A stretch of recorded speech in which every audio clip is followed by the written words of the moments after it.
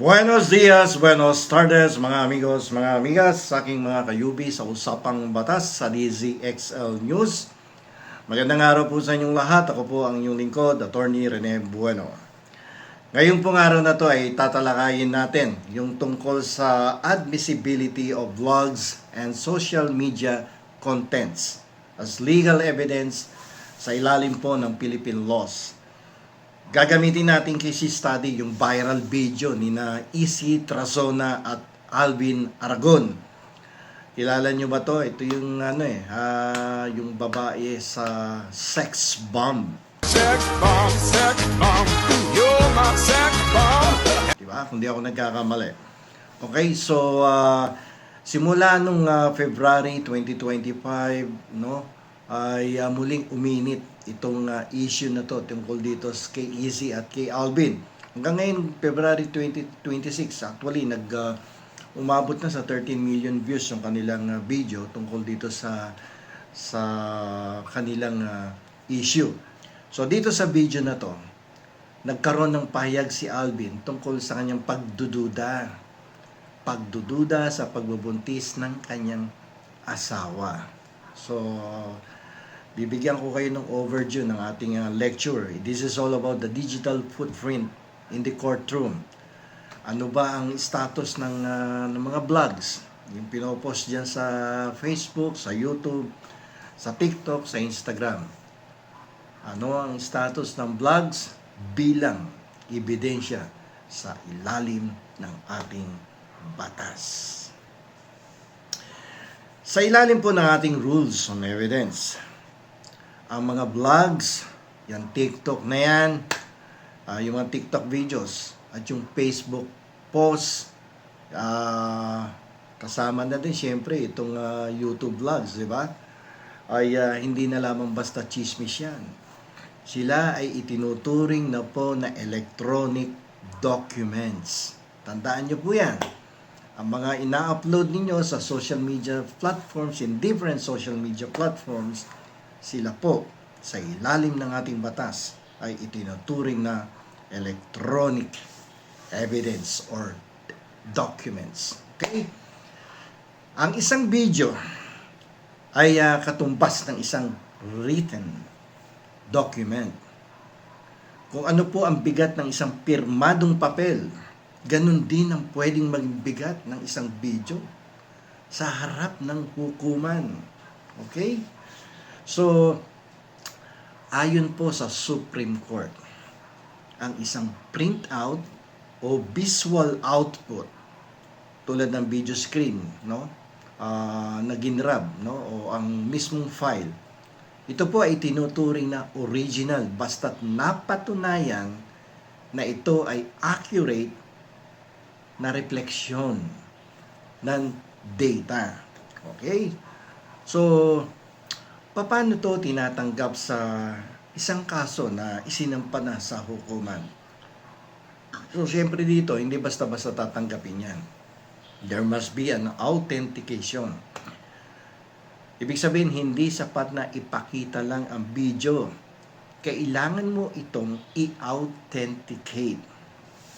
Ngayon, dito sa kaso na ni Isa at ni Alvin, maaaring gamitin ang admission of authorship. Kung aaminin ni Alvin sa korte na, opo, ako ang nasa video na yan, validated na po yung ebidensya. At kailangan din ng witness testimony. Yung tao na nakakita ng i-record o i-upload ang video. So, importante yan, no? That is part of the authentication of the video, no, to serve as a written evidence or documentary evidence rather. Okay? So, pagdating sa digital forensics, may pagsusuri dyan sa metadata. Siyempre, alamin natin dyan, ano yung petsa, kailan in-upload yan, anong oras, at yung location siyempre. Yan, na-check yan sa computer, sa laptop, no, sa ating mga cellphone. At upang masigurong hindi ito deepfake or edited, So, importante na malaman kailan in-upload, anong oras at anong ang lokasyon. Okay? So, that is the importance of that. In order to determine na hindi ito deepfake or edited video. Ngayon, tingnan natin yung sinabi ni Alvin. No? Sabi kasi ni Alvin, hindi akin yan. Nag-hotel yan eh. Malay ko kung ano ang nangyari sa kanila. So, hindi biro yung statement niya para sabihin mo sa iyong asawa at sa social media na ipalabas. Diba? So, gawa natin ang legal analysis. Sa ilalim po ng Section 5, no, paragraph I ng RA 9262, ang pagdududa sa katapatan ng asawa o yung infidelity na tinatawag na ginagawa sa pampublikong paraan ay maaaring ituring na psychological violence. Okay? So, yung pag-upload nito sa internet ay naglalagay sa asawa sa public ridicule. Ang pinsala rito ay hindi pasasabalat. Hindi yung mga namumula dyan. No? Hindi yung mga gas-gas dito sa mukha. 'Di ba? Kundi mental anguish at emotional scaring. Mas mabigat 'yan. Okay? So, punta tayo sa family code. Yung tungkol sa presumption of legitimacy. Sa ilalim po ng family law, mayroon tayong tinatawag na best interest of the child. Okay? So, yung pagbibiro na hindi mo anak ang bata ay pwedeng maging basihan ng emotional abuse sa bata sa hinaharap. Biruin mo magbiro ka o whether serious or not, no?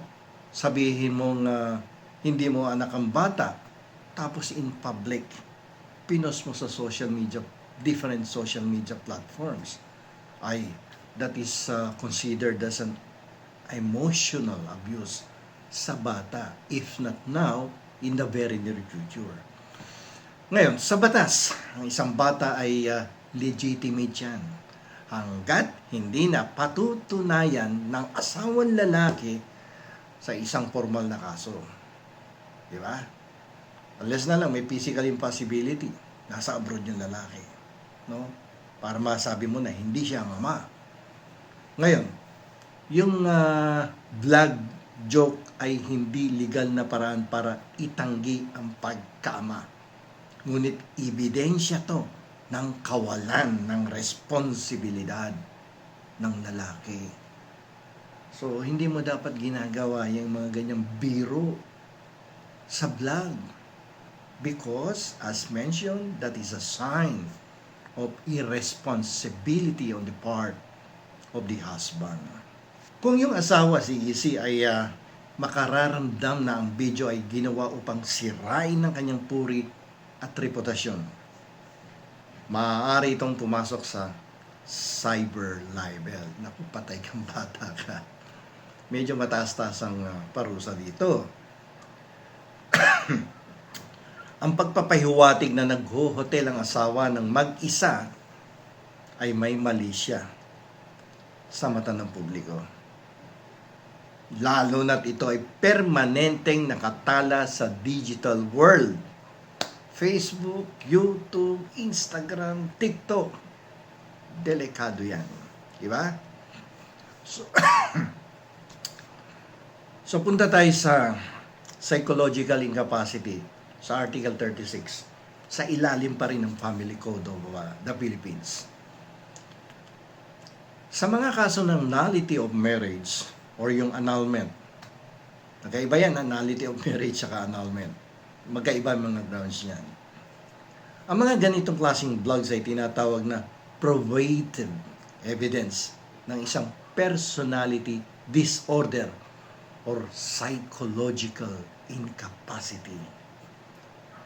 Yung pagiging pathologically jealous o yung paggamit ng relihiyon upang i-justify ang pangapi o pagdududa sa asawa ay maaaring gamiting ebidensya na ang isang panig ay hindi kayang gampanan ang kanyang obligasyon bilang asawa.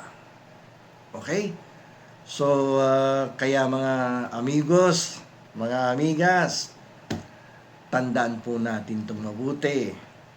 Words are evidence, but videos are permanent records. Yung content ng 2025 ay pwedeng maging exhibit ngayong 2026. Ang privacy right ay hindi pwedeng gamitin laban sa ebidensyang ikaw mismo ang nag-post sa publiko.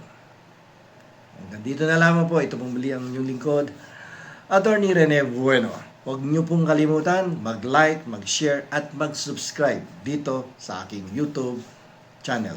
Maraming pong salamat sa inyong lahat. Attorney Bueno, law and beyond. Learn the law, know your rights.